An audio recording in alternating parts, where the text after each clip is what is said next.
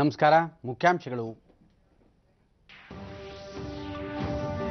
ಪ್ರಯಾಗ್ರಾಜ್ನ ಕುಂಭಮೇಳದಲ್ಲಿ ರಾಷ್ಟ್ರಪತಿ ರಾಮನಾಥ್ ಕೋವಿಂದ್ ಭಾಗಿ. ತ್ರಿವೇಣಿ ಸಂಗಮದಲ್ಲಿ ಕುಂಭಾಭಿಷೇಕ, ಗಂಗಾ ಆರತಿ. ದೇಶದ ಪ್ರತಿಭಾವಂತ ಯುವಜನರ ಕನಸುಗಳು ಮತ್ತು ಆಶೋತ್ತರಗಳನ್ನು ಈಡೇರಿಸಲು ಬಿಜೆಪಿ ಸಂಪೂರ್ಣ ಬದ್ಧ. ಪ್ರಧಾನಿ ನರೇಂದ್ರ ಮೋದಿ.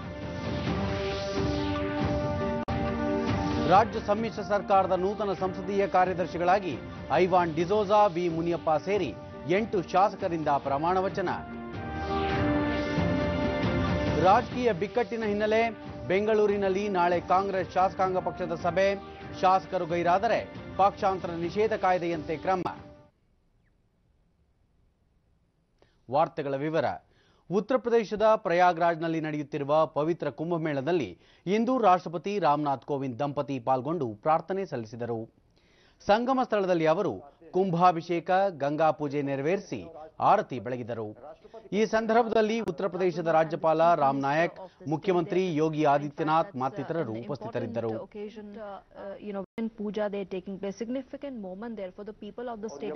सम्मेलन होता है। अदृश्य सरस्वती यहाँ इतिहास पुरुष है, ये तीर्थ पुरुष है, ये राष्ट्र पुरुष कुंभ, जहाँ पर सभी मत के लोग, सभी यहाँ की फिजाओं में आध्यात्मिकता बनी रहेगी। यहाँ पर अगर देखते हैं कि किस तरीके से वैदिक मंत्रोच्चारण के बीच ये विशिष्ट पूजा अर्चना शुरू हुई है। Absolutely. In fact, you're talking about those visuals there, Ashwini, and we would like के बीच राष्ट्रपति रामनाथ कोविंद राज्यपाल ಪ್ರಯಾಗ್ರಾಜ್ಗೆ ಭೇಟಿ ನೀಡಿರುವ ರಾಷ್ಟ್ರಪತಿ ಅವರು 30 ಅಡಿ ಎತ್ತರದ ಮಹರ್ಷಿ ಭಾರದ್ವಾಜರ ಪುತ್ಥಳಿಯನ್ನು ಅನಾವರಣಗೊಳಿಸಲಿದ್ದಾರೆ. ಇದೇ ವೇಳೆ ಅವರು ಹಸಿರು ಕುಂಭಮೇಳದಲ್ಲಿ ಪಾಲ್ಗೊಳ್ಳಲಿದ್ದಾರೆ. ಜನವರಿ 14ರಿಂದ ಆರಂಭವಾಗಿರುವ ಕುಂಭಮೇಳ ಮಾರ್ಚ್ 4ರವರೆಗೆ 55 ದಿನಗಳ ಕಾಲ ನಡೆಯಲಿದ್ದು 13 ಕೋಟಿಗೂ ಹೆಚ್ಚು ಭಕ್ತರು ಪಾಲ್ಗೊಳ್ಳುವ ನಿರೀಕ್ಷೆ ಇದೆ. ಗಾಂಧಿ ತತ್ವದ ಪುನರುತ್ಥಾನ ಶೃಂಗಸಭೆಯನ್ನು ಅವರು ಉದ್ಘಾಟಿಸಲಿದ್ದಾರೆ.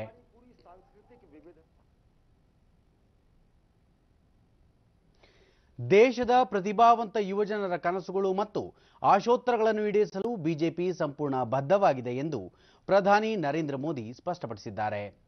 ಪಕ್ಷದ ಯುವ ಘಟಕ ಮುಂಬರುವ ಲೋಕಸಭಾ ಚುನಾವಣೆ ಹಿನ್ನೆಲೆಯಲ್ಲಿ ಆರಂಭಿಸಿರುವ ಪ್ರಚಾರ ಅಭಿಯಾನಕ್ಕೆ ಸಂಬಂಧಿಸಿದಂತೆ ಪ್ರಧಾನಿ ಟ್ವೀಟ್ ಸಂದೇಶದಲ್ಲಿ ಈ ವಿಷಯ ತಿಳಿಸಿದ್ದಾರೆ.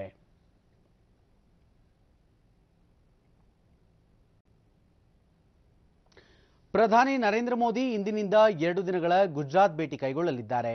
ಗಾಂಧಿನಗರದಲ್ಲಿ ಇಂದಿನಿಂದ 3 ದಿನಗಳ ಕಾಲ ನಡೆಯಲಿರುವ ಜಾಗತಿಕ ಬಂಡವಾಳ ಹೂಡಿಕೆದಾರರ ಸಮಾವೇಶಕ್ಕೆ ಅವರು ಚಾಲನೆ ನೀಡಲಿದ್ದಾರೆ.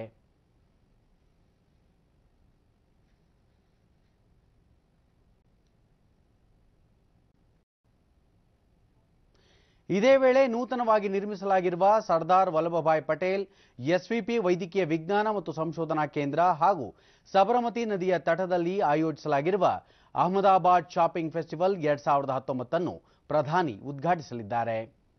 ನಾಳೆ ಅವರು ವೈಬ್ರೆಂಟ್ ಗುಜರಾತ್ ಜಾಗತಿಕ ಸಮಾವೇಶವನ್ನು ಉದ್ಘಾಟಿಸಲಿದ್ದು ಆಸ್ಟ್ರೇಲಿಯಾ, ಕೆನಡಾ, ಫ್ರಾನ್ಸ್, ಜಪಾನ್ ಸೇರಿದಂತೆ 15ಕ್ಕೂ ಹೆಚ್ಚು ದೇಶಗಳ ಉದ್ಯಮಿಗಳು ಪಾಲ್ಗೊಳ್ಳಲಿದ್ದಾರೆ.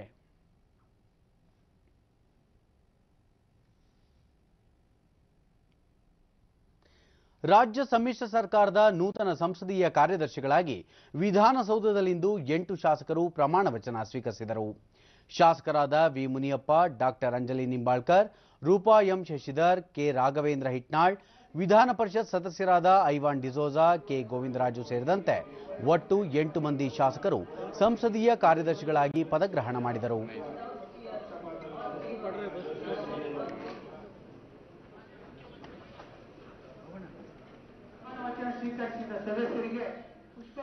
ಮುಖ್ಯಮಂತ್ರಿ ಎಚ್.ಡಿ. ಕುಮಾರಸ್ವಾಮಿ, ಉಪಮುಖ್ಯಮಂತ್ರಿ ಡಾಕ್ಟರ್ ಜಿ. ಪರಮೇಶ್ವರ್ ನೂತನ ಸಂಸದೀಯ ಕಾರ್ಯದರ್ಶಿಗಳನ್ನು ಅಭಿನಂದಿಸಿದರು.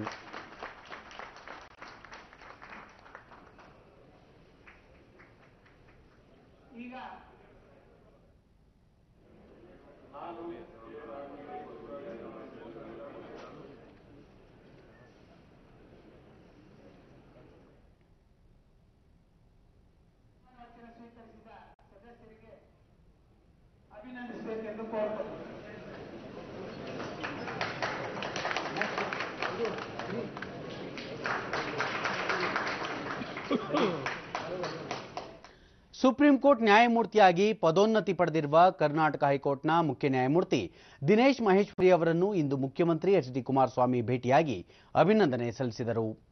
ರಾಜ್ಯ ಹೈಕೋರ್ಟ್ನಲ್ಲಿ ಸೇವೆ ಸಲ್ಲಿಸುತ್ತಿದ್ದ ಅವಧಿಯಲ್ಲಿ ಅವರು ನೀಡಿರುವ ಹಲವು ತೀರ್ಪುಗಳು, ಅದರಲ್ಲೂ ಅವರು ನಗರದ ಸ್ವಚ್ಛತೆಗೆ ಸಂಬಂಧಿಸಿದಂತೆ ನೀಡಿರುವ ನಿರ್ದೇಶನ ಸರ್ಕಾರಕ್ಕೆ ಮಾರ್ಗಸೂಚಿಯಂತಿತ್ತು ಎಂದು ಮುಖ್ಯಮಂತ್ರಿ ಅಭಿಪ್ರಾಯ ವ್ಯಕ್ತಪಡಿಸಿ ಕೃತಜ್ಞತೆ ಸಲ್ಲಿಸಿದರು. ಉಪಮುಖ್ಯಮಂತ್ರಿ ಡಾಕ್ಟರ್ ಜಿ. ಪರಮೇಶ್ವರ್ ಅವರು ದಿನೇಶ್ ಮಹೇಶ್ವರಿ ನಿವಾಸಕ್ಕೆ ತೆರಳಿ ಅಭಿನಂದನೆ ಸಲ್ಲಿಸಿದರು. ರಾಜ್ಯದಲ್ಲಿ ಇತ್ತೀಚಿನ ರಾಜಕೀಯ ಬೆಳವಣಿಗೆಗಳ ಹಿನ್ನೆಲೆಯಲ್ಲಿ ಕಾಂಗ್ರೆಸ್ ತನ್ನ ಶಾಸಕರನ್ನು ಒಟ್ಟುಗೂಡಿಸಲು ಬೆಂಗಳೂರಿನಲ್ಲಿ ನಾಳೆ ಶಾಸಕಾಂಗ ಪಕ್ಷದ ಸಭೆ ಕರೆದಿದೆ. ಈ ಹಿನ್ನೆಲೆಯಲ್ಲಿ ವಿಧಾನಸೌಧದ ಸಮ್ಮೇಳನ ಸಭಾಂಗಣದಲ್ಲಿ ನಡೆಯಲಿರುವ ಸಭೆಯಲ್ಲಿ ಪಾಲ್ಗೊಳ್ಳಲು ಪಕ್ಷದ ಎಲ್ಲ ಶಾಸಕರಿಗೂ ಶಾಸಕಾಂಗ ಪಕ್ಷದ ನಾಯಕರಾದ ಸಿದ್ದರಾಮಯ್ಯ ನೋಟಿಸ್ ನೀಡಿದ್ದಾರೆ. ಈ ಸಭೆಗೆ ಶಾಸಕರು ಹಾಜರಾಗದಿದ್ದರೆ ಅವರ ಅನುಪಸ್ಥಿತಿಯನ್ನು ಗಂಭೀರವಾಗಿ ಪರಿಗಣಿಸಿ ಪಕ್ಷದ ಸದಸ್ಯತ್ವವನ್ನು ಸ್ವಇಚ್ಛೆಯಿಂದ ಬಿಡಲು ಇಚ್ಛಿಸಿರುವವರೆಂದು ಪರಿಗಣಿಸಿ ಭಾರತೀಯ ಸಂವಿಧಾನದ ಪಕ್ಷಾಂತರ ನಿಷೇಧ ಕಾಯ್ದೆ ತಿಳಿಸಲಾಗಿದೆ. ಕರ್ನಾಟಕದಲ್ಲಿ ರಾಜಕೀಯ ಬಿಕ್ಕಟ್ಟು ಮುಂದುವರೆದಿದ್ದು, ತಮ್ಮ ಪಕ್ಷದ ವಿರುದ್ಧವೇ ಬಂಡಾಯ ಸಾರಿ ಕಾಣೆಯಾಗಿದ್ದ 6 ಕಾಂಗ್ರೆಸ್ ಶಾಸಕರು ಇಂದು ಬೆಂಗಳೂರಿಗೆ ಮರಳುವ ಸಾಧ್ಯತೆ ಇದ್ದು, ನಾಳೆ ನಡೆಯಲಿರುವ ಕಾಂಗ್ರೆಸ್ ಶಾಸಕಾಂಗ ಪಕ್ಷದ ಸಭೆಯಲ್ಲಿ ಭಾಗಿಯಾಗಲಿದ್ದಾರೆ ಎಂದು ವರದಿಯಾಗಿದೆ. ಈ ಮಧ್ಯೆ ತಮ್ಮ ಪಕ್ಷ ಕಾಂಗ್ರೆಸ್ ಶಾಸಕರನ್ನು ಸೆಳೆಯುತ್ತಿದೆ ಎಂಬ ಕಾಂಗ್ರೆಸ್ ಆರೋಪವನ್ನು ಬಿಜೆಪಿ ತಳ್ಳಿಹಾಕಿದೆ. ಪಕ್ಷದ ರಾಜ್ಯಾಧ್ಯಕ್ಷ ಬಿಎಸ್ ಯಡಿಯೂರಪ್ಪ, ಬಿಜೆಪಿಯ ಎಲ್ಲ 104 ಶಾಸಕರು ಒಗ್ಗಟ್ಟಿನಿಂದ ಇದ್ದೇವೆ. ತಮ್ಮ ಪಕ್ಷದ ಯಾವುದೇ ಶಾಸಕರು ಅನ್ಯ ಪಕ್ಷ ಸೇರುವ ಪ್ರಮೇಯವೇ ಇಲ್ಲ. ಸಿದ್ದರಾಮಯ್ಯ ಮತ್ತು ಎಚ್.ಡಿ. ಕುಮಾರಸ್ವಾಮಿ ಬಿಜೆಪಿಯ 5 ಶಾಸಕರು ತಮ್ಮ ಸಂಪರ್ಕದಲ್ಲಿರುವುದಾಗಿ ಹೇಳಿರುವುದು ಪಕ್ಷದ ಶಾಸಕರಿಗೆ ಆಮಿಷ ಒಡ್ಡುತ್ತಿರುವುದಕ್ಕೆ ಸಾಕ್ಷಿ ಎಂದರು. Already told that the 4-5 BJP MLAs are touch with JDS and Congress. That means they are trying their level best to take BJP MLAs to their party. Not even a single MLA from our MLAs out of 104, not even a single person will go to any other party. ಅಹಿಂಸೆಯ ಮೂಲಕ ಗಾಂಧಿ ಚಿಂತನೆಗಳೊಂದಿಗೆ ಸಾಮಾಜಿಕ, ಆರ್ಥಿಕ ಮತ್ತು ರಾಜಕೀಯ ಸಾಧನೆಗೆ ನೀಡಲಾಗುವ ಗಾಂಧಿ ಶಾಂತಿ ಪ್ರಶಸ್ತಿಯನ್ನು ಕೇಂದ್ರ ಸರ್ಕಾರ ಘೋಷಿಸಿದೆ. 2015ರಿಂದ 2017ರವರೆಗಿನ ಗಾಂಧಿ ಶಾಂತಿ ಪ್ರಶಸ್ತಿಯನ್ನು ಕೇಂದ್ರ ಸರ್ಕಾರ ಪ್ರಕಟಿಸಿದ್ದು, ಗ್ರಾಮೀಣಾಭಿವೃದ್ಧಿ ಮತ್ತು ಶಿಕ್ಷಣ ಕ್ಷೇತ್ರದಲ್ಲಿನ ಸೇವೆಯನ್ನು ಪರಿಗಣಿಸಿ 2015ನೇ ಸಾಲಿನ ಗಾಂಧಿ ಪ್ರಶಸ್ತಿಗೆ ಕನ್ಯಾಕುಮಾರಿಯ ಸ್ವಾಮಿ ವಿವೇಕಾನಂದ ಕೇಂದ್ರವನ್ನು ಆಯ್ಕೆ ಮಾಡಲಾಗಿದೆ. 2016ನೇ ಸಾಲಿಗೆ ಶಾಲಾ ಮಕ್ಕಳಿಗೆ ಮಧ್ಯಾಹ್ನದ ಬಿಸಿಯೂಟ ಪೂರೈಕೆ ಮಾಡುವ ಅಕ್ಷಯ ಪಾತ್ರೆ ಫೌಂಡೇಶನ್ ಹಾಗೂ ಮಾನವರು ಶೌಚಗುಂಡಿ ಶುಚಿಗೊಳಿಸುವ ಪದ್ಧತಿ ನಿವಾರಣೆಗೆ ಶ್ರಮಿಸುತ್ತಿರುವ ಸುಲಭ್ ಅಂತಾರಾಷ್ಟ್ರೀಯ ಸಂಸ್ಥೆಯ ಸೇವೆಯನ್ನು ಮನಗಂಡು 2 ಸಂಸ್ಥೆಗಳನ್ನು ಕೇಂದ್ರ ಸರ್ಕಾರ ಜಂಟಿಯಾಗಿ ಗಾಂಧಿ ಶಾಂತಿ ಪ್ರಶಸ್ತಿಗೆ ಪರಿಗಣಿಸಿದೆ. ಉಳಿದಂತೆ 2017ನೇ ಸಾಲಿನ ಗಾಂಧಿ ಶಾಂತಿ ಪ್ರಶಸ್ತಿಯನ್ನು ಗ್ರಾಮೀಣ ಮತ್ತು ಬುಡಕಟ್ಟು ಸಮುದಾಯದ ಮಕ್ಕಳ ಶಿಕ್ಷಣಕ್ಕೆ ಶ್ರಮಿಸುತ್ತಿರುವ ಇಕಾಲ್ ಅಭಿಯಾನ ಟ್ರಸ್ಟ್ಗೆ ಹಾಗೂ ಉಳಿದಂತೆ 2018ನೇ ಸಾಲಿನ ಗಾಂಧಿ ಶಾಂತಿ ಪ್ರಶಸ್ತಿಯನ್ನು ಕುಷ್ಠರೋಗ ನಿವಾರಣೆಗೆ ಶ್ರಮಿಸುತ್ತಿರುವ ಇಪ್ಪಾನ್ ಸಂಸ್ಥೆಯ ಮುಖ್ಯಸ್ಥ ಯೋಹಿ ಸಾಸಾಕಾವಾ ಅವರಿಗೆ ಗಾಂಧಿ ಶಾಂತಿ ಪ್ರಶಸ್ತಿ ನೀಡಲಾಗುತ್ತಿದೆ. ಮಹಾತ್ಮ ಗಾಂಧೀಜಿಯವರ 125ನೇ ಜನ್ಮದಿನಾಚರಣೆ ಅಂಗವಾಗಿ 1995ರಲ್ಲಿ ಗಾಂಧಿ ಶಾಂತಿ ಪ್ರಶಸ್ತಿಯನ್ನು ಸ್ಥಾಪಿಸಲಾಗಿದ್ದು, ಪ್ರತಿ ವರ್ಷವೂ ವಿವಿಧ ಸಾಧಕರಿಗೆ ನೀಡಲಾಗುತ್ತಿದೆ. ಪ್ರಶಸ್ತಿ 1 ಕೋಟಿ ರೂಪಾಯಿ ನಗದು ಹಾಗೂ ಫಲಕವನ್ನು ಒಳಗೊಂಡಿದೆ. 2018ನೇ ಸಾಲಿನ ಡಿಜಿಟಲ್ ಇಂಡಿಯಾ ಪ್ರಶಸ್ತಿಯನ್ನು ಕೇಂದ್ರ ವಿದ್ಯುನ್ಮಾನ ಮತ್ತು ಮಾಹಿತಿ ತಂತ್ರಜ್ಞಾನ ಸಚಿವ ರವಿಶಂಕರ್ ಪ್ರಸಾದ್ ಅವರು ಪ್ರದಾನ ಮಾಡಲಿದ್ದಾರೆ. ದೆಹಲಿಯಲ್ಲಿಂದು ಕಾರ್ಯಕ್ರಮ ನಡೆಯಲಿದ್ದು, ಹಲವು ಗಣ್ಯರು ಪಾಲ್ಗೊಳ್ಳಲಿದ್ದಾರೆ.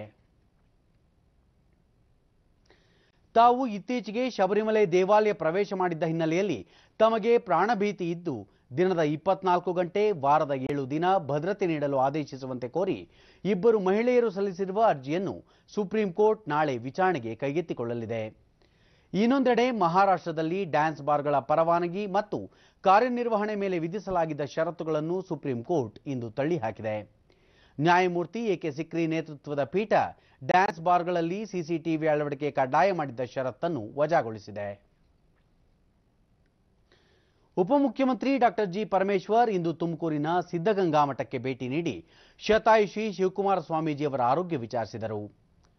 ಬಳಿಕ ಅವರು ವೈದ್ಯರಿಂದ ಮಾಹಿತಿ ಪಡೆದಿದ್ದು, ಸ್ವಾಮೀಜಿಯವರ ಆರೋಗ್ಯ ಸ್ಥಿರವಾಗಿದೆ, ಭಕ್ತರು ಯಾವುದೇ ಆತಂಕ ಪಡುವ ಅಗತ್ಯವಿಲ್ಲ ಎಂದು ತಿಳಿಸಿದರು. ಪೂಜ್ಯ ಸ್ವಾಮೀಜಿಯವರು ಏನು ಆಸ್ಪತ್ರೆಯಲ್ಲಿ ಇದ್ರು ಅದೇ ಸ್ಥಿತಿಯಲ್ಲಿದ್ದಾರೆ. ಅವರ ವೈಟಲ್ ಆರ್ಗನ್ಸ್ ಎಲ್ಲ ಸ್ಟೇಬಲ್ ಆಗಿದೆ. ಏನು ಅಲ್ಲಿಂದ ಇಲ್ಲಿಗೆ ಶಿಫ್ಟ್ ಮಾಡುವಾಗ ಯಾವ ಸ್ಟೇಜಲ್ಲಿ ಇದ್ರೋ ಅದೇ ಸ್ಥಿತಿಯಲ್ಲಿ ಇದ್ದಾರೆ. ನಾವೆಲ್ಲ ಆಶಾವಾದಿಗಳು, ಅವರು ರಿಕವರ್ ಆಗಲಿ ಅಂಥೇಳಿ ನಾನು ಪ್ರಾರ್ಥನೆ ಮಾಡ್ತೇನೆ. ಹೌದು, ನಾನು ಡಾಕ್ಟರ್ ಶಾಲಿನಿ ಅಂತ ಇದ್ದಾರೆ, ಅವ್ರ ಜೊತೆ ಮಾತಾಡಿದೆ, ಅವರೇ ಅಲ್ಲಿ ನೋಡ್ಕೊಳ್ತಾ ಇದ್ದಾರೆ. ಇಲ್ಲ ಯಾರಿಗೂ ದರ್ಶನಕ್ಕೆ ಬಿಡೋದಕ್ಕೆ ಅಲ್ಲಿ ಇನ್ಫೆಕ್ಷನ್ ಆಗುತ್ತೆ ಅಂತ ಹೇಳಿ ಅದೊಂದು ಆತಂಕ ಇದೆ, ಅದಕ್ಕಾಗಿ ಯಾರನ್ನೂ ಬಿಡೋದಿಲ್ಲ. ರಾಜ್ಯ ಬಿಜೆಪಿ ಅಧ್ಯಕ್ಷ ಬಿಎಸ್ ಯಡಿಯೂರಪ್ಪ ಇಂದು ತುಮಕೂರಿನ ಸಿದ್ಧಗಂಗಾ ಮಠಕ್ಕೆ ಭೇಟಿ ನೀಡಿ ಶಿವಕುಮಾರ ಸ್ವಾಮೀಜಿ ಅವರ ದರ್ಶನ ಪಡೆದರು. ಸಿದ್ಧಗಂಗಾ ಮಠದ ಕಿರಿಯ ಸಿದ್ಧಲಿಂಗ ಸ್ವಾಮೀಜಿ ಅವರಿಂದ ಶಿವಕುಮಾರ ಸ್ವಾಮೀಜಿ ಅವರ ಆರೋಗ್ಯ ಸ್ಥಿತಿ ಕುರಿತು ಮಾಹಿತಿ ಪಡೆದರು. ಬಳಿಕ ಯಡಿಯೂರಪ್ಪ ಸ್ವಾಮೀಜಿಗಳ ಆರೋಗ್ಯ ಸ್ಥಿರವಾಗಿದೆ, ಆಸ್ಪತ್ರೆಯ ಚಿಕಿತ್ಸೆ ಮಠದಲ್ಲೂ ಮುಂದುವರೆದಿದೆ ಎಂದರು. ಅದೇ ಟ್ರೀಟ್ಮೆಂಟ್ಗಳನ್ನು ಇಲ್ಲೇನೆ ಎಲ್ಲ ಡಾಕ್ಟರ್ಗಳು ಸೇರಿ ಕೊಡ್ತಾ ಇದ್ದಾರೆ. ಆದರೆ ಆರೋಗ್ಯದಲ್ಲಿ ಯಾವ ಸ್ಥಿತಿ ಇತ್ತೋ ಅದೇ ಸ್ಥಿತಿ ಇರೋದ್ರಿಂದ ಬಹಳಷ್ಟು ಮೆಡಿಸಿನ್ಸ್ ಕೊಟ್ಟು ಇಂಜೆಕ್ಷನ್ಸ್ ಕೊಟ್ಟು ಅವ್ರದ್ದು ಈಗ ತೊಂದರೆ ಮಾಡೋಕ್ಕೆ ಸರಿಯಲ್ಲ ಅನ್ನುವಂಥದ್ದು ಡಾಕ್ಟರ್ಗಳ ಅಭಿಪ್ರಾಯ. ಒಂದು ರೀತಿ ನಮ್ಮ ಸಿದ್ಧಗಂಗಾ ಶ್ರೀಗಳು ಇಚ್ಛಾಮರಣಿ, ಅವ್ರು ಯಾವ ಸಮಯದಲ್ಲಿ ಏನು ತೀರ್ಮಾನ ತಗೊಳ್ತಾರೋ ಅವರು ಭಗವಂತ ಅವ್ರಿಗೆ ಏನು ಹೇಳ್ತಾನೋ ಅದರಂತೆ ಅವರು ತೀರ್ಮಾನ ತಗೊಳ್ತಾರೆ. ಆದರೆ ನಾವು ದೇವರಲ್ಲಿ ಪ್ರಾರ್ಥನೆ ಮಾಡೋಣ ಅವರ ಆರೋಗ್ಯ ಸುಧಾರಿಸಲಿ ಅಂತೇಳಿ. ನಾನು ಚಿಕ್ಕ ಶ್ರೀಗಳವರು ಬಹಳಷ್ಟು ನೊಂದ್ಕೊಂಡಿದ್ದಾರೆ, ಅವ್ರಿಗೆ ಸಮಾಧಾನ ಮಾಡಿ ನಾನು ಸಾಯಂಕಾಲದವರೆಗೂ ಇಲ್ಲೇ ಇರ್ತೇನೆ, ಮತ್ತು ನಾಳೆ ಮತ್ತೆ ಬರ್ತೇನೆ. ಸುತ್ತೂರು ಶ್ರೀಗಳು ಸಾಯಂಕಾಲ ಬರ್ಬೋದು, ಬಂದಮೇಲೆ ಎಲ್ಲರೂ ಒಟ್ಟಾಗಿ ಸೇರಿ ಅವ್ರ ಟ್ರೀಟ್ಮೆಂಟ್ ಹೇಗೆ ನಡೀಬೇಕು ಏನು ಇದ್ರ ಬಗ್ಗೆ ಎಲ್ಲ ಚರ್ಚೆ ಮಾಡ್ತೇವೆ. ಇಲ್ಲಿ ಬಂದು ನೂಕುನುಗ್ಗಲು ಮಾಡದೇನೆ ಸಹಕರಿಸಬೇಕು ಅಂತ ಕೈ ಜೋಡಿಸಿ ಎಲ್ಲರಲ್ಲಿ ನಾನು ಪ್ರಾರ್ಥನೆಯನ್ನು ಮಾಡಿದ್ದೇನೆ. ಕೇಂದ್ರ ವಿದ್ಯುತ್ ಸಂಶೋಧನಾ ಸಂಸ್ಥೆ ಬೆಂಗಳೂರಿನಲ್ಲಿ ನಿನ್ನೆ 59ನೇ ಸ್ಥಾಪನಾ ದಿನಾಚರಣೆ ಹಮ್ಮಿಕೊಂಡಿತ್ತು. ಸಂಸ್ಥೆಯ ಮಹಾನಿರ್ದೇಶಕ ವಿಎಸ್ ನಂದಕುಮಾರ್, ಸಿಪಿಆರ್ಐ ಸಂಸ್ಥೆ ವಿದ್ಯುತ್ ಸಂಬಂಧಿ ಸಂಶೋಧನೆಗಳಿಗೆ ಪ್ರಮುಖ ವೇದಿಕೆಯಾಗಿದೆ. ಇಲ್ಲಿ 200 ವಿಜ್ಞಾನಿ ಕೆಲಸ ಮಾಡುತ್ತಿದ್ದು, ಇಲ್ಲಿಯವರೆಗೂ 350ಕ್ಕೂ ಹೆಚ್ಚು ವಿದ್ಯುತ್ಗೆ ಸಂಬಂಧಿಸಿದ ಸಂಶೋಧನೆಗಳನ್ನು ಕೈಗೊಳ್ಳಲಾಗಿದೆ ಎಂದರು. ಕಾರ್ಯಕ್ರಮದಲ್ಲಿ ಜವಾಹರಲಾಲ್ ನೆಹರು ವಿಜ್ಞಾನ ಸಂಶೋಧನಾ ಸಂಸ್ಥೆಯ ಪ್ರೊಫೆಸರ್ ಎಂಆರ್ಎಸ್ ರಾವ್ ಪಾಲ್ಗೊಂಡಿದ್ದರು. Hyderabad, Noida, Calcutta and Nagpur with the head office at Bangalore. The institute is the nodal agency for research in the power sector with more than 200 qualified scientists and engineers with average experience between 20 to 25 years. We are continuing to induct engineers and scientists into the organization in order to maintain the competence level required for the life of the organization. The Ministry of Power has been providing valuable guidance and directions to our activities and providing budgetary support for the capital investment for creation of new test facilities to keep pace with the requirements of the industry and utilities aimed at having a reliable and robust national power network. ಕೇಂದ್ರ ಸರ್ಕಾರದ ಆಯುಷ್ಮಾನ್ ಭಾರತ ಯೋಜನೆಗೆ ರಾಜ್ಯದಲ್ಲಿ ಉತ್ತಮ ಪ್ರತಿಕ್ರಿಯೆ ವ್ಯಕ್ತವಾಗುತ್ತಿದೆ. ಸಾಂಸ್ಕೃತಿಕ ನಗರಿ ಮೈಸೂರಿನಲ್ಲಿ ಯೋಜನೆಯ ಫಲಾನುಭವಿಗಳಾಗಲು ಜನತೆ ಅತ್ಯುತ್ಸಾಹ ತೋರುತ್ತಿದ್ದಾರೆ. ಮೈಸೂರು ಒನ್ ಕೇಂದ್ರದಲ್ಲಿ ಜನತೆ ಸರತಿ ಸಾಲಿನಲ್ಲಿ ನಿಂತು ಕೇಂದ್ರ ಸರ್ಕಾರದ ಆಯುಷ್ಮಾನ್ ಯೋಜನೆಯ ಆರೋಗ್ಯ ಕರ್ನಾಟಕ ಕಾರ್ಡ್ ಪಡೆಯುತ್ತಿರುವುದು ಸಾಮಾನ್ಯವಾಗಿದೆ.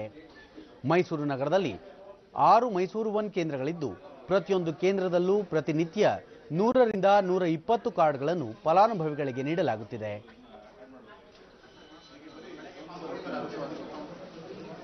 ಈ ಕುರಿತು ಮೈಸೂರು ಒನ್ ಕೇಂದ್ರದ ಸಂಯೋಜಕ ಮಂಜುನಾಥ್, ಆಯುಷ್ಮಾನ್ ಭಾರತ ಯೋಜನೆಯ ಕಾರ್ಡ್ನಿಂದ ಯಾವುದೇ ಆಸ್ಪತ್ರೆಯಲ್ಲಿ 5 ಲಕ್ಷ ರೂಪಾಯಿವರೆಗೆ ಚಿಕಿತ್ಸೆ ಪಡೆಯಬಹುದರು. 6 ಸೆಂಟರ್ಗಳಲ್ಲಿ, ಸೊ 6 ಸೆಂಟರ್ಗಳಲ್ಲಿ ಒಂದು ಸೆಂಟರಲ್ಲಿ ದಿನಕ್ಕೆ 120 ಕಾರ್ಡ್ ಹಂಗೆ, ಸೊ ದಿನಕ್ಕೆ ಒಂದು 700ರಿಂದ 800 ಕಾರ್ಡ್ನ ವಿತರಣೆ ಮಾಡ್ತಾ ಇದ್ದೀವಿ.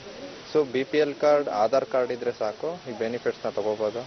ಸೊ ಈಚ್ ಕಾರ್ಡ್ಗೆ 35 ರೂಪಾಯಿ ಇದನ್ನ ಕಾಸ್ಟ್ ಮಾಡ್ತಾ ಇದ್ವಿ. ಬಟ್ ಈ ಇಂಡಿವಿಜುವಲ್ ಆಗಿ ತಗೋಬೇಕು. ಒಂದು ಫ್ಯಾಮಿಲಿ ರೇಷನ್ ಕಾರ್ಡ್ ಇದ್ರೆ ಆ ಫ್ಯಾಮಿಲಿ ಅವ್ರಿಗೆಲ್ಲ ಇಂಡಿವಿಜುವಲ್ ಆಗಿ ತಗೋಬೇಕು ಕಾರ್ಡ್ನ. ಬಟ್ ಈ ತಗೊಂಡ್ರೆ 5 ಲಕ್ಷವರೆಗೂ ಬೆನಿಫಿಟ್ಸ್ ತಗೋಬಹುದು ಅಪ್ ಟು. ಫಲಾನುಭವಿ ಕಾಂತರಾಜು ಆಯುಷ್ಮಾನ್ ಯೋಜನೆಯಿಂದ ಬಡವರಿಗೆ ತುಂಬಾ ಅನುಕೂಲವಾಗಲಿದೆ ಎನ್ನುತ್ತಾರೆ. ಒಂದು ಆಯುಷ್ಮಾನ್ ಕಾರ್ಡ್ ಏನ್ ಮಾಡಿದ್ದಾರೆ, ಒಂದು 5 ಲಕ್ಷದವರೆಗೂ ಅದು ಇದಾಗುತ್ತೆ, ಕ್ಲೈಮ್ ಆಗುತ್ತೆ. ಯಾವುದೇ ರೀತಿ ಆಗಲಿ ಈ ಗೌರ್ಮೆಂಟ್ ಸರ್ಕಾರದಿಂದ ಯಾವುದೇ ಹಾಸ್ಪಿಟಲ್ ಆಗುತ್ತೆ. ಅದು ಒಳ್ಳೆ ರೀತಿಯಾಗಿ ಮಾಡಿದ್ದಾರೆ. ಇನ್ನೊರ್ಗೂ ಯಾರು ಆ ಥರ ಮಾಡಿರಲಿಲ್ಲ. ಇದನ್ನ ಬಹಳ ಒಳ್ಳೆ ರೀತಿ ಮಾಡಿದ್ದಾರೆ. ನಮಗೆ ಇದು ಮೋದಿ ಅವರು ಮಾಡಿಕೊಟ್ಟಿದ್ದಾರೆ. ನಗರ ನಿವಾಸಿ ಕಿರಣ್ ಪ್ರಧಾನಿ ನರೇಂದ್ರ ಮೋದಿ ಅವರ ಈ ಯೋಜನೆಯಿಂದ ತಮಗೆ ಮತ್ತು ತಮ್ಮ ಕುಟುಂಬಕ್ಕೆ ಅನುಕೂಲವಾಗಲಿದೆ. ಕುಟುಂಬದವರಿಗೂ ಅನುಕೂಲ ಆಯ್ತಿದೆ, ಹಂಗೆ ಬೇರೆಯವ್ರಿಗೆಲ್ಲರಿಗೂ ಅನುಕೂಲ ಆಗಲಿ, ಎಲ್ಲರೂ ಬೇಗ ಬಂದು ಮಾಡಿಸ್ಕೊಳ್ಳಿ ಅಂತ ಹೇಳ್ತೀವಿ. ಸಂಸದೀಯ ವ್ಯವಹಾರಗಳ ಇಲಾಖೆ ಹಾಗೂ ಸಾರ್ವಜನಿಕ ಶಿಕ್ಷಣ ಇಲಾಖೆ ವತಿಯಿಂದ ಬೆಂಗಳೂರಿನಲ್ಲಿ ನಿನ್ನೆ ರಾಜ್ಯ ಮಟ್ಟದ ಯುವ ಸಂಸತ್ ಸ್ಪರ್ಧೆ ಹಮ್ಮಿಕೊಳ್ಳಲಾಗಿತ್ತು. ಈ ಸ್ಪರ್ಧೆಯಲ್ಲಿ ರಾಜ್ಯದ ವಿವಿಧ ಜಿಲ್ಲೆಯ ಮಕ್ಕಳು ಪಾಲ್ಗೊಂಡಿದ್ದರು. ಶಿಕ್ಷಕರ ವರ್ಗಾವಣೆ, ಮೀಸಲಾತಿ ವಿವಾದದ ಕುರಿತು ಆಡಳಿತ ಮತ್ತು ಪ್ರತಿಪಕ್ಷಗಳ ನಡುವೆ ಚರ್ಚೆಗಳು ನಡೆದವು. ಕಾರ್ಯಕ್ರಮದಲ್ಲಿ ವಿಧಾನ ಪರಿಷತ್ ಸಭಾಪತಿ ಪ್ರತಾಪ್ ಚಂದ್ರ ಶೆಟ್ಟಿ ಉಪಸ್ಥಿತರಿದ್ದು ಯುವ ಸಂಸತ್ ಕಲಾಪ ವೀಕ್ಷಿಸಿದರು.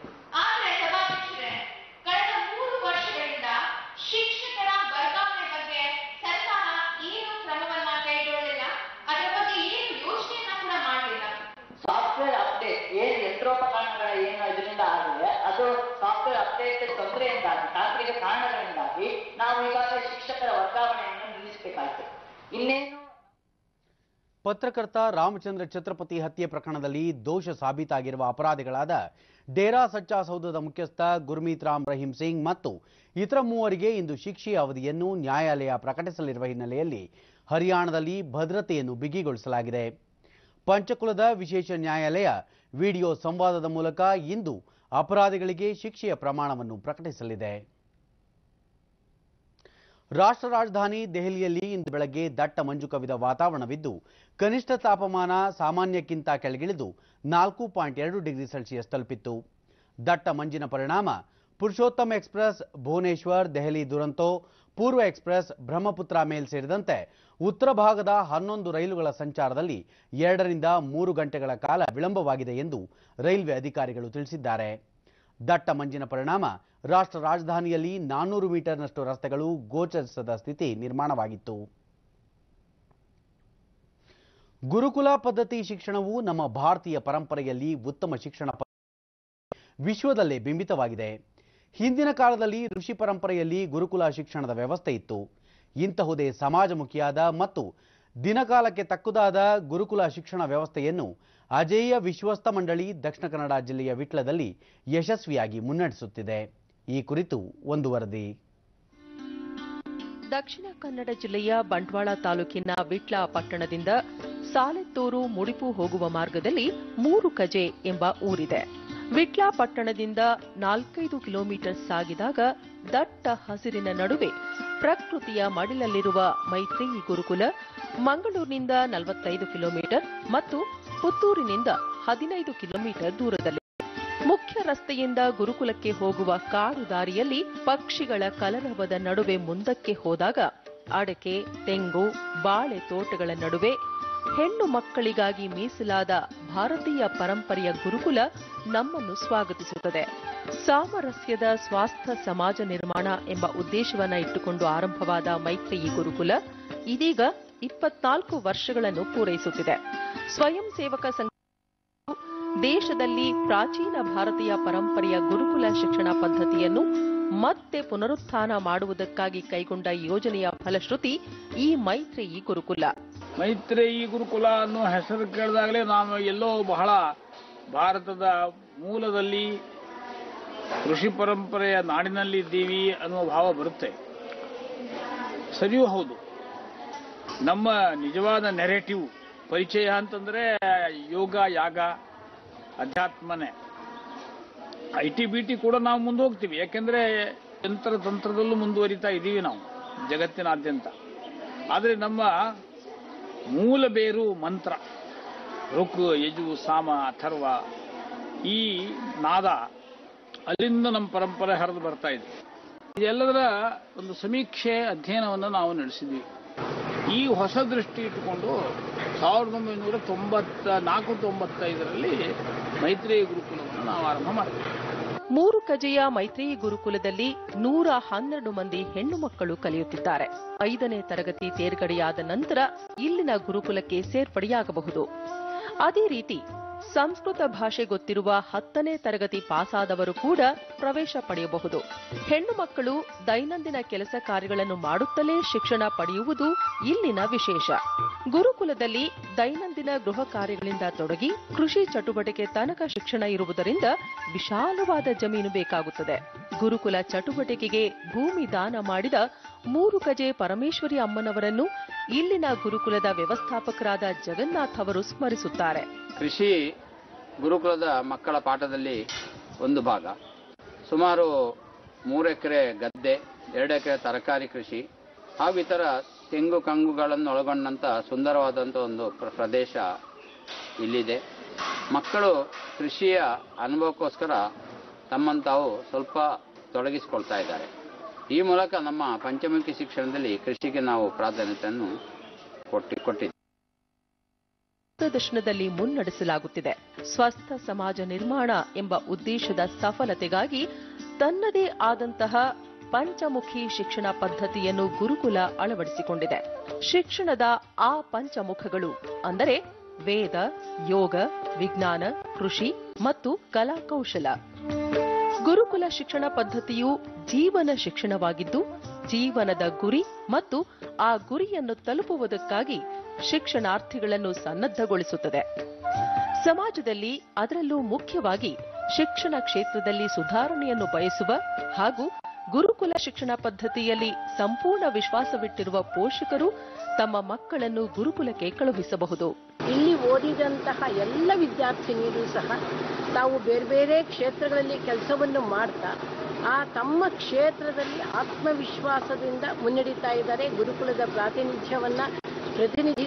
ಗುರುಕುಲದ ಪ್ರತಿನಿಧಿಗಳಾಗಿ ತಮ್ಮ ಕಾರ್ಯವನ್ನು ಚೆನ್ನಾಗಿ ಮಾಡ್ಕೊಂಡು ಹೋಗ್ತಾ ಇದ್ದಾರೆ. ಗುರುಕುಲದಲ್ಲಿ ವೇದ ಮಂತ್ರಗಳಿಂದ ಹಿಡಿದು ಕಂಪ್ಯೂಟರ್ ಉಪಯೋಗಿಸುವ ತನಕ ಕಲಿಸಲಾಗುತ್ತಿದೆ. ಇಲ್ಲಿನ ಅಧ್ಯಯನ, ಸಂವಹನ ಭಾಷೆ, ಸಂಪೂರ್ಣ ಸಂಸ್ಕೃತ ಕೇವಲ ತರಗತಿಯಲ್ಲಿ ಅಲ್ಲದೆ ವ್ಯಾವಹಾರಿಕವಾಗಿಯೂ ಸಂಸ್ಕೃತ ಭಾಷೆಯನ್ನೇ ಬಳಸಲಾಗುತ್ತದೆ. ಇನ್ನೊಂದು ಸಂತೋಷದ ಸಂಗತಿ ಅಂತಂದ್ರೆ ಇಲ್ಲಿ ಓದಿದಂತಹ ಅಂದ್ರೆ 12 ವರ್ಷ ಶಿಕ್ಷಣವನ್ನು ಮುಗಿಸಿ 5 ಮಂದಿ ವಿದ್ಯಾರ್ಥಿನಿಯರು ಇಲ್ಲೇ ಮಾತೃಶ್ರೀಯವರಾಗಿ ಅಥವಾ ಶಿಕ್ಷಕಿಯರಾಗಿ ಇಲ್ಲಿ ಕೆಲಸವನ್ನು ಮಾಡ್ತಾ ಇದ್ದಾರೆ. ಮುಂದಿನ ಎಲ್ಲ ವಿದ್ಯಾರ್ಥಿಗಳಿಗೂ ಸಹ ಈ ರೀತಿ ತಾವು ಜ್ಞಾನವನ್ನು ಇಲ್ಲಿಂದ ಪಡಿಬೇಕು, ಆ ಜ್ಞಾನವನ್ನು ಸಮಾಜಕ್ಕೆ ಹಂಚಿಕೊಳ್ಬೇಕು ಎನ್ನುವಂತ ಆಶಯವನ್ನು ಎಲ್ಲರೂ ಸಹ ಹೊಂದಿದ್ದಾರೆ. ಇದಕ್ಕೆ ಪಾಲಕರು ತುಂಬಾ ಸಹಕಾರವನ್ನು ಕೊಡ್ತಾ ಇದ್ದಾರೆ. ಪ್ರತಿ ಮನೆಯೂ ಗುರುಕುಲ ಆಗಬೇಕು ಎನ್ನುವುದು ಗುರುಕುಲ ಪದ್ಧತಿಯ ಮೂಲ ಉದ್ದೇಶ. ಉತ್ತರ ಕರ್ನಾಟಕ ಜಿಲ್ಲೆಗಳ ವಿದ್ಯಾರ್ಥಿನಿಯರು ಹಲವರು ಇಲ್ಲಿನ ಗುರುಕುಲ ಶಿಕ್ಷಣ ಪಡೆಯುತ್ತಿದ್ದಾರೆ. ಇಲ್ಲಿನ ವಾತಾವರಣಕ್ಕೆ ಖುಷಿಯಿಂದ ಒಗ್ಗಿಕೊಂಡಿದ್ದಾರೆ. ಮಾತ್ರವಲ್ಲದೆ ಇತರ ಶಿಕ್ಷಣ ಸಂಸ್ಥೆಗಳಿಗೆ ಸೇರಿದ್ದರೆ ಇಂತಹ ಮಹತ್ವದ ಜೀವನ ಶಿಕ್ಷಣದ ಅವಕಾಶ ತಪ್ಪಿ ಹೋಗುತ್ತಿತ್ತು ಎಂಬುದು ವಿದ್ಯಾರ್ಥಿನಿಯರ ಅಭಿಪ್ರಾಯ. ನನಗೆ ಚಿಕ್ಕವಳಿದ್ದಾಗಿಂದನೂ ಆಸೆ ಇತ್ತು. ನನಗೆ ವೇದ ಕಲಿಬೇಕು, ಭಗವದ್ಗೀತೆ ಕಲಿಬೇಕು, ಉಪನಿಷತ್ತು, ಶಾಸ್ತ್ರಾಧ್ಯಯನ ಮಾಡಬೇಕು ಅಂತ ತುಂಬಾ ಆಸೆ ಇತ್ತು. ಹಾಗೆ ನನಗೆ ಈ ಗುರುಕುಲದ ಪರಿಚಯ ಆಯಿತು. ಈ ಗುರುಕುಲಕ್ಕೆ ಬಂದಾಗ ನಂಗೆ ಒಂಚೂರು ಬೇಜಾರಾಗಿತ್ತು, ಅಪ್ಪ ಅಮ್ಮನ ಬಿಟ್ಟು ಇರೋಕ್ಕಾಗಲ್ಲ ಅಂತ. ಆದರೆ ಹಾಗೆ ಈ ವಾತಾವರಣ ನೋಡಿ ಅಷ್ಟೇ ಖುಷಿ ಪಟ್ಟಿದ್ದೀನಿ. ನಮ್ಮ ಸಂಸ್ಕೃತಿಯನ್ನು ಉಳ್ಸಕ್ಕಾಗಿ ಅಂದರೆ ಭಾರತೀಯತೆಯನ್ನು ಉಳ್ಸಕ್ಕಾಗಿ ನೀವೆಲ್ಲರೂ ಬರಬೇಕು ಅಂತ ಬೇಡ್ಕೊತಿದ್ದೀನಿ. 12 ವರ್ಷದ ನನ್ನ ಗುರುಕುಲ ಶಿಕ್ಷಣವನ್ನು ಮುಗಿಸಿ 5 ವರ್ಷದಿಂದ ಇಲ್ಲಿ ಮಾತೃಶ್ರೀಯಾಗಿ ಅಧ್ಯಾಪಿಕೆಯಾಗಿ ಕೆಲಸವನ್ನ ಮಾಡ್ತಾ ಇದ್ದೇನೆ. ಒಬ್ಬ ವ್ಯಕ್ತಿ ಸ್ವಸ್ಥ ಆಗಬೇಕು ಅಂತಂದ್ರೆ ಅವನ ಬೌದ್ಧಿಕ, ಮಾನಸಿಕ, ಶಾರೀರಿಕ ಬೆಳವಣಿಗೆ ಸರಿಯಾಗಿ ಆಗಬೇಕು.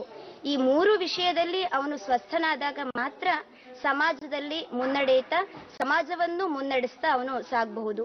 ಇದಕ್ಕೆ ಪೂರಕವಾದಂತಹ ಶಿಕ್ಷಣವನ್ನ ನಾವು ಗುರುಕುಲದಲ್ಲಿ ಪಡಿತಾ ಇದ್ದೇವೆ ಅನ್ನುವಂಥದ್ದು ನಮಗೆಲ್ಲರಿಗೂ ಕೂಡ ತುಂಬಾ ಹೆಮ್ಮೆಯ ವಿಷಯ. ಪ್ರಕೃತಿಯೊಡನೆ ಸಾಮರಸ್ಯದ ಬದುಕು ನಮ್ಮದಾಗಬೇಕು ಎಂಬ ಪರಿಕಲ್ಪನೆಯನ್ನು ವಿದ್ಯಾರ್ಥಿನಿಯರಲ್ಲಿ ಮೂಡಿಸಬೇಕೆಂಬ ಉದ್ದೇಶದಿಂದ ಕೃಷಿಯ ಜೊತೆ ಕೃಷಿಗೆ ಪೂರಕವಾದ ಗೋಸೇವೆ, ಅಗ್ನಿಹೋತ್ರಾದಿಗಳನ್ನು ಇಲ್ಲಿ ಜೋಡಿಸಲಾಗಿದೆ. ಆಹಾರ ಧಾನ್ಯಗಳು, ತರಕಾರಿ ಸೇರಿದಂತೆ ಗುರುಕುಲದ ಬಹುತೇಕ ಆಹಾರ ಸಾಮಗ್ರಿ ಇಲ್ಲೇ ತಯಾರಾಗುತ್ತದೆ. ಇಲ್ಲಿ ವಿದ್ಯಾರ್ಥಿನಿಯರು ಇರಬಹುದು, ಇಲ್ಲಿರುವಂತಹ ಮಾತೃಶ್ರೀಯವರು ಇರಬಹುದು, ಪಾಲಕರು ಇರಬಹುದು, ಸಮಾಜದ ಜನರು ಇರಬಹುದು ಮತ್ತು ನಮ್ಮ ಮಾರ್ಗದರ್ಶಕ ಮಂಡಳಿ, ಗುರುಕುಲಕ್ಕೆ ಒಂದು ಶಿಕ್ಷಣದ ನಿರ್ದೇಶನವನ್ನು ನೀಡುವಂತಹ ಒಂದು ಮಾರ್ಗದರ್ಶಕ ಮಂಡಳಿ ಇದೆ. ಈ ಒಂದು 5 ಸ್ತಂಭಗಳ ಮೂಲಕವಾಗಿ ಗುರುಕುಲ ಮುನ್ನಡೆಯುತ್ತಾ ಇದೆ. ಗುರುಕುಲ ಶಿಕ್ಷಣ ಪಡೆಯುತ್ತಿರುವ ಹಿರಿಯ ವಿದ್ಯಾರ್ಥಿನಿಯರು ಗ್ರಾಮಗಳಿಗೆ ತೆರಳಿ ಅಲ್ಲಿಯ ಗ್ರಾಮ ನಿವಾಸಿಗಳಿಗೆ ಭಾರತೀಯ ಸಂಸ್ಕೃತಿಯ ಪರಿಚಯ ಕೂಡ ಮಾಡಿಕೊಡುತ್ತಾರೆ. ಇಂತಹ ಪ್ರಯೋಗವೊಂದು ಪ್ರಾಯೋಗಿಕವಾಗಿ ಯಶಸ್ವಿಯಾಗುತ್ತಿರುವ ಈ ಸಂದರ್ಭದಲ್ಲಿ ಈ ವ್ಯವಸ್ಥೆಯನ್ನು ಉದಾರವಾಗಿ ವೈಜ್ಞಾನಿಕವಾಗಿ ಸಮೀಕ್ಷೆ ಮಾಡಬೇಕು ಎನ್ನುತ್ತಾರೆ ಡಾಕ್ಟರ್ ರಾಮಚಂದ್ರ ಭಟ್. ಫೆಬ್ರವರಿ ತಿಂಗಳದ 13 ದಿನಗಳಲ್ಲಿ ಈ ಸುಂದರವಾದ ಪರಿಸರದಲ್ಲಿ ಒಂದು ಶಿಕ್ಷಣದ ಮೇಳಾನೇ ನಡೆಯುತ್ತೆ ಅಂತ ಇಟ್ಕೋಬಹುದು. ನಾವು ಶಿಕ್ಷಣದ ಜಾತ್ರೆ ನಡೆಯುತ್ತೆ ಅನ್ನೋ ಥರ ಭಾವಿಸಬಹುದು. ಹಾಗೆ ಒಂದು ಜಾತ್ರೆ ರೂಪದಲ್ಲಿ ಇಲ್ಲಿ ದೇಶದ ಎಲ್ಲ ಶಿಕ್ಷಣ ತಜ್ಞರು ಸೇರ್ತಾರೆ, ಚರ್ಚೆ ನಡೆಯುತ್ತೆ, ಸಂವಾದ ನಡೆಯುತ್ತೆ, ಇಲ್ಲಿ ನಡೆದಂತಹ ಪ್ರಯೋಗಗಳ ಬಗ್ಗೆ ಪರಿಶೀಲನೆ ನಡೆಯುತ್ತೆ, ಪರೀಕ್ಷಣ ನಡೆಯುತ್ತೆ. ಹೀಗೊಂದು ಮುಂದಿನ ಘಟನಾವಳಿಗಾಗಿ, ಆ ಸುವರ್ಣ ಕ್ಷಣಕ್ಕಾಗಿ ನಾವು ಈಗ ಕಾಯ್ತಾ ಇದ್ದೇವೆ. ಇಷ್ಟೆಲ್ಲ ಪ್ರಯೋಗ ಸಿದ್ಧವಾಗಿ ಸಮಾಜದಲ್ಲಿ ಸ್ವೀಕೃತಿಯನ್ನು ಪಡೆದು ಮುಂದೆ ಬರುತ್ತಾ ಇರುವಂತಹ ಈ ಚಟುವಟಿಕೆ, ಇದನ್ನು ಸಮೀಕ್ಷಿಸಿ, ವಿಚಾರ ಮಾಡಿ, ವಿಮರ್ಶೆ ಮಾಡಿ, ಪ್ರಶ್ನಿಸಿ, ನಿಮ್ಮ ತಾರ್ಕಿಕ ಬುದ್ಧಿಯಿಂದ, ವೈಜ್ಞಾನಿಕ ದೃಷ್ಟಿಯಿಂದ, ಉದಾರ ದೃಷ್ಟಿಯಿಂದ, ಉದಾತ್ತ ದೃಷ್ಟಿಯಿಂದ ಸಮೀಕ್ಷೆ ಮಾಡಿ ನಿಮ್ಮ ಅಭಿಪ್ರಾಯಗಳನ್ನು ಕೊಡಿ. ಮೈತ್ರಿ ಗುರುಕುಲ ಸ್ಥಾಪನೆಯಾಗಿ 24 ವರ್ಷಗಳು ಸಂದ ಈ ಸಂದರ್ಭದಲ್ಲಿ ವರ್ಷವಿಡೀ ಇಂತಹ ಅನೇಕ ಕಾರ್ಯಕ್ರಮಗಳನ್ನು ನಡೆಸಲಾಗುತ್ತಿದೆ. ಮುಂಬೈ ಷೇರುಪೇಟೆಯ ಆರಂಭಿಕ ವಹಿವಾಟಿನಲ್ಲಿ ಷೇರು ಸಂವೇದಿ ಸೂಚ್ಯಂಕ 147 ಅಂಕಗಳ ಏರಿಕೆಯೊಂದಿಗೆ 36,393ರಲ್ಲಿತ್ತು. ರಾಷ್ಟ್ರೀಯ ಸಂವೇದಿ ಸೂಚ್ಯಂಕ ನಿಫ್ಟಿ 25 ಅಂಕಗಳಿಗೆ 10,890ರಲ್ಲಿತ್ತು. ಅಂತಾರಾಷ್ಟ್ರೀಯ ಮಾರುಕಟ್ಟೆಯಲ್ಲಿ ಡಾಲರ್ ಎದುರು ರೂಪಾಯಿ ಮೌಲ್ಯ 9 ಪೈಸೆ ಏರಿಕೆ ಕಂಡು 71.15ರಲ್ಲಿತ್ತು. ಮೆಲ್ಬರ್ನ್ನಲ್ಲಿ ನಡೆಯುತ್ತಿರುವ ಆಸ್ಟ್ರೇಲಿಯಾ ಮುಕ್ತ ಟೆನ್ನಿಸ್ ಟೂರ್ನಿಯ 3ನೇ ದಿನ ಪುರುಷರ ವಿಭಾಗದಲ್ಲಿ ಚೆಕ್ ಗಣರಾಜ್ಯದ ಥಾಮಸ್ ವರ್ಡಿಚ್ ನೆದರ್ಲ್ಯಾಂಡ್ನ ರಾಬಿನ್ ದಾಸ್ ಅವರನ್ನು 6-1, 6-3, 6-3 ಅಂತರದಿಂದ ಮಣಿಸಿ 3ನೇ ಸುತ್ತಿಗೆ ಪ್ರವೇಶಿಸಿದ್ದಾರೆ. ಸ್ವಿಟ್ಜರ್ಲ್ಯಾಂಡ್ನ ರೋಜರ್ ಫೆಡರರ್ ಬ್ರಿಟನ್ನ ಡ್ಯಾನಿಯಲ್ ಇವಾನ್ ಅವರನ್ನು 7-6, 7-6, 6-3 ನೇರ ಸೆಟ್ಗಳಲ್ಲಿ ಪರಾಭವಗೊಳಿಸಿ 3ನೇ ಸುತ್ತು ತಲುಪಿದ್ದಾರೆ. ಮಹಿಳೆಯರ ವಿಭಾಗದಲ್ಲಿ ವಿಶ್ವದ ಮಾಜಿ ನಂಬರ್ 1 ಆಟಗಾರ್ತಿ ಕೆರೋಲಿನ್ ವಸ್ನಿಯಾಕಿ ಸ್ವೀಡನ್ನ ಜೋಹಾನಾ ಲಾರ್ಸನ್ ಅವರನ್ನು 6-1, 6-3 ನೇರ ಸೆಟ್ಗಳಿಂದ ಸೋಲಿಸಿ 3ನೇ ಸುತ್ತು ಪ್ರವೇಶಿಸಿದರು. ಅಮೆರಿಕದ ಸ್ಲೋಯನ್ ಸ್ಟೀಫನ್ಸ್ ಹಂಗೇರಿಯಾದ ಟೆಮಿಯಾ ಬಾಬೋಸ್ ಅವರನ್ನು 6-3, 6-1 ಅಂತರದಿಂದ ಸೋಲಿಸಿ 3ನೇ ಸುತ್ತಿಗೆ ಪ್ರವೇಶಿಸಿದರು. वहीं महिला वर्ग में पूर्व विश्व नंबर 1 और गत विजेता कैरोलिन वोजनियाकी ने आसान जीत के साथ तीसरे दौर में प्रवेश कर लिया है. वोजनियाकी ने स्वीडन की जोहाना लार्सन को सीधे सेट में 6-1, 6-3 से हराया. ऑस्ट्रेलिया की ಪುಣೆಯಲ್ಲಿ ನಡೆಯುತ್ತಿರುವ ಖೇಲೋ ಇಂಡಿಯಾ ಯುವ ಕ್ರೀಡಾಕೂಟದಲ್ಲಿ ಮಹಾರಾಷ್ಟ್ರ ಅಗ್ರಸ್ಥಾನ ಕಾಯ್ದುಕೊಂಡಿದೆ. 64 ಚಿನ್ನದ ಪದಕ, 51 ಬೆಳ್ಳಿ ಹಾಗೂ 62 ಕಂಚಿನ ಪದಕಗಳೊಂದಿಗೆ ಮಹಾರಾಷ್ಟ್ರ ಅಗ್ರಸ್ಥಾನದಲ್ಲಿ ಮುಂದುವರೆದಿದೆ. ಉಳಿದಂತೆ ದೆಹಲಿ 47 ಚಿನ್ನದ ಪದಕ, 31 ರಜತ ಹಾಗೂ 38 ಕಂಚಿನ ಪದಕಗಳೊಂದಿಗೆ 2ನೇ ಸ್ಥಾನದಲ್ಲಿದ್ದರೆ, ಹರಿಯಾಣ 38 ಚಿನ್ನ, 36 ರಜತ ಹಾಗೂ 38 ಕಂಚಿನ ಪದಕ ಗೆಲ್ಲುವ ಮೂಲಕ 3ನೇ ಸ್ಥಾನ ಕಾಯ್ದುಕೊಂಡಿದೆ. 17ರ ವಯೋಮಾನದ ಒಳಗಿನ ಯುವತಿಯರ ಬಾಕ್ಸಿಂಗ್ನಲ್ಲಿ ಮಹಾರಾಷ್ಟ್ರದ ಮಿತಿಕಾ ಗುನೇಲೆ, ಹರಿಯಾಣದ ರಾಜ್ ಸಾಹಿಬಾ ಮತ್ತು ಮಣಿಪುರದ ಬೇಬಿ ಜೋರ್ಸನಾ ಚನು ಸೆಮಿಫೈನಲ್ಗೆ ಪ್ರವೇಶಿಸಿದ್ದಾರೆ. ಕರ್ನಾಟಕದ ಈಜುಪಟು ಶ್ರೀಹರಿ ನಟರಾಜ್ ಒಟ್ಟು 7 ಚಿನ್ನದ ಪದಕಗಳನ್ನು ಗೆದ್ದು ಹೊಸ ದಾಖಲೆ ನಿರ್ಮಿಸಿದ್ದಾರೆ. ಕೊನೆಯಲ್ಲಿ ಮತ್ತೊಮ್ಮೆ ಮುಖ್ಯಾಂಶಗಳು. ಪ್ರಯಾಗ್ರಾಜ್ನ ಕುಂಭಮೇಳದಲ್ಲಿ ರಾಷ್ಟ್ರಪತಿ ರಾಮನಾಥ್ ಕೋವಿಂದ್ ಭಾಗಿ, ತ್ರಿವೇಣಿ ಸಂಗಮದಲ್ಲಿ ಕುಂಭಾಭಿಷೇಕ, ಗಂಗಾ ಆರತಿ. ದೇಶದ ಪ್ರತಿಭಾವಂತ ಯುವಜನರ ಕನಸುಗಳು ಮತ್ತು ಆಶೋತ್ತರಗಳನ್ನು ಈಡೇರಿಸಲು ಬಿಜೆಪಿ ಸಂಪೂರ್ಣ ಬದ್ಧ, ಪ್ರಧಾನಿ ನರೇಂದ್ರ ಮೋದಿ. ರಾಜ್ಯ ಸಮ್ಮಿಶ್ರ ಸರ್ಕಾರದ ನೂತನ ಸಂಸದೀಯ ಕಾರ್ಯದರ್ಶಿಗಳಾಗಿ ಐವಾನ್ ಡಿಸೋಜಾ, ವಿ ಮುನಿಯಪ್ಪ ಸೇರಿ 8 ಶಾಸಕರಿಂದ ಪ್ರಮಾಣ ವಚನ. ರಾಜಕೀಯ ಬಿಕ್ಕಟ್ಟಿನ ಹಿನ್ನೆಲೆ ಬೆಂಗಳೂರಿನಲ್ಲಿ ನಾಳೆ ಕಾಂಗ್ರೆಸ್ ಶಾಸಕಾಂಗ ಪಕ್ಷದ ಸಭೆ, ಶಾಸಕರು ಗೈರಾದರೆ ಪಕ್ಷಾಂತರ ನಿಷೇಧ ಕಾಯ್ದೆಯಂತೆ ಕ್ರಮ. ನಮ್ಮ ಮುಂದಿನ ವಾರ್ತಾ ಪ್ರಸಾರ ಸಂಜೆ 7 ಗಂಟೆಗೆ ಚಂದನದಲ್ಲಿ. ನಮಸ್ಕಾರ.